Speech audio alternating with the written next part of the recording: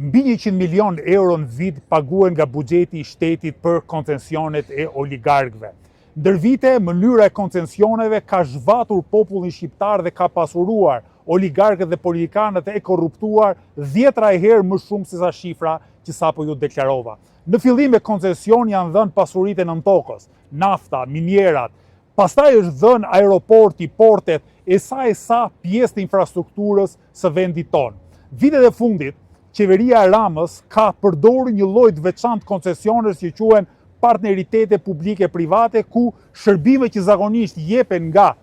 institucionet publike dhe që në parim spaku janë më të lira dhe më cilësore janë dhënë me koncesion dhe u kanë kushtuar qytetarëve shqiptarë, siç u thash, qindra miliona euro në gjithë historinë tonë bashkëkohore.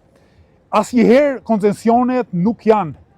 hetuar në Shqipëri përveç një rasti ku një komision parlamentar ka hetuar vetëm 2 nga 4 koncesionet e shëndetësisë. Për lëvizjen bashkë shumë e rëndësishme që të hetohen të gjitha koncesionet, jo vetëm ato që janë fuqi sot, po edhe 10 tjera që janë dhënë, kanë mbaruar dhe u kanë kushtuar, siç u thash, qytetarëve shqiptar qindra miliona euro. Ose hetojmë çdo lek që na është marrë me ligj dhe pa ligj, ose hetojmë bashkë me koncesionet edhe përfituesit nga ligji investitori strategjik, edhe përfituesit e privatizimeve të mëdha në 3 dekadat e fundit, ose kur nuk do të kuptojmë se sa shumë na kanë vjedhur, kur nuk do të kuptojmë me eksaktësi se kush na ka vjedhur dhe kur nuk do të kuptojmë logjikën e këtij sistemi funde kryet korruptuar. Lëvizja bashkë e Kuvendit të Shqipërisë do të marrë iniciativa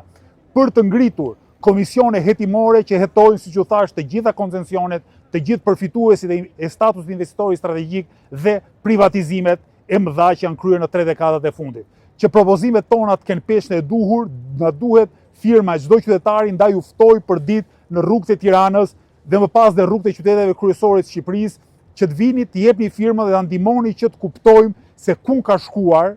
miliona, mos them miliarda euro që nuk janë më, që na takonin ne dhe që kanë bërë miliarder, ata që e kanë pasur pushtetin, e kanë pushtetin dhe oligarkinë ekonomike.